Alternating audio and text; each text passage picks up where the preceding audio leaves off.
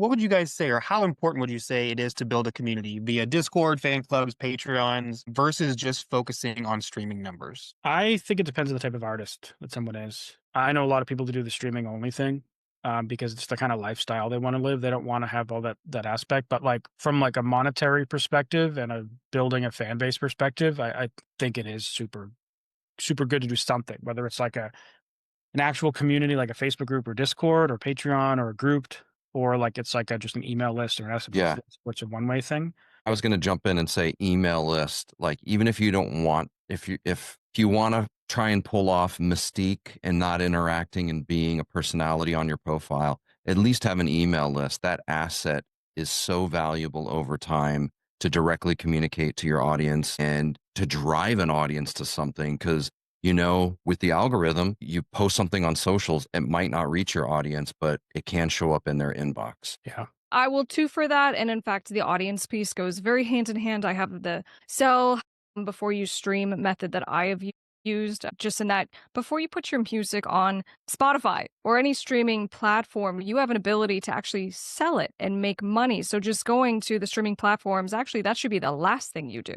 So my method actually includes selling either just pick, your website, or Bandcamp is another platform, but you can sell directly to your fans. It's like digital downloads. Give them the MP3. You can include a video. You can include cover. You can include hand, or lyrics, I should say.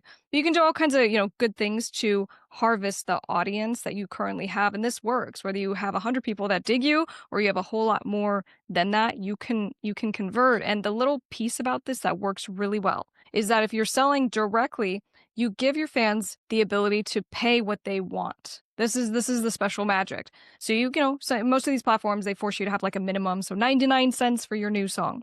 But if people can pay what they want, they'll pay more, because they'll pay what your music means to them. And so this is a way to really meaningfully start to monetize your music. And so as you are releasing your singles, don't release the full album, don't release the EP, bite-sized pieces. And so if you do it, let's say a month apart or 6 weeks apart, you do one and then you blow it out and do your very best to post on social media, be consistent, and harvest for your email list. And then you start building the momentum by doing it again. So the next month, right?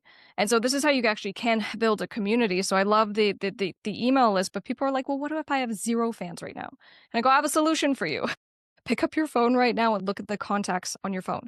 Most people have a few hundred at least, if not thousands. And so I go, that's where you start. Hey, personalized message. Curtis, I'm going to be releasing a song. It would mean so much if you would get on my email list so that you'll know about it when it comes up. Can I add you? Sure. What's your email? So, I mean, truly, if you want this to be successful, you can start from nothing. And most people aren't starting from nothing. Most people have social media and they have a little following that they can just build. So I'm just a huge advocate of, yes, call it a soft launch if you want, but you sell your music first. And then after you've done your pass of harvesting and selling on your website and all this stuff, and you actually are going to make money, then you put your stuff on Spotify and it can live there and it can act like marketing and it can make its, point fraction of a cent for you. Okay, so you can have the best of both worlds. I'm a big fan of the having things available to buy first as well. And actually, I would add on to that the 90-day strategy. We said if we had an album ready ahead of time, I probably would list the album from song 1 on my website, available to purchase, like digital, CD, vinyl, if possible. Because then it's like every time you release a single on streaming, you can say, hey, if you want to get the whole album now, you can go buy it, or you can wait like 12 months and get it. So then it's like an early access incentive to get it. And it's a huge incentive. It's like, you can get my album 10 months early. If you love the music, like it's a pretty good reason to go buy it, especially if it's on physical, So you get something that you can like hold. Fix released an album with like rose petals pressed into the vinyl. And I almost bought it, even though I didn't know the artist at all. I almost said, that's freaking cool. I was going to spend $125 on this vinyl with rose petals pressed in it, even though I never heard the artist. You should have. I kind of regret not buying it, honestly. So, but yeah, like putting it on your store ahead of time is great, because like then you have the best of both worlds. You can sell it first. Your fans will be able to support you. You can reward the people that love you, and then you get the marketing benefit from streaming. So. Yeah, and I think just never forget that the reverse. And this is where a lot of people I think get too hung up, like with social media, because they're not thinking about other people. They're not thinking about their fans. They're like, how can I bring, some joy and entertainment and whatever to my audience? Usually we're thinking about ourselves. Oh, I look this way. This makes me feel. This is me, right? But in the same kind of way, with making your stuff available, allowing fans to support you, it's really cool when you get a $40, purchase on a song, which for some people is more than they would have made that month with that song on Spotify. But actually, it's just thinking about your fan of like, they would love to support you. And most people just have no way set up that someone can actually do that. So it's just building that connection with your fans. I'd be remiss if I didn't throw out one other thought here.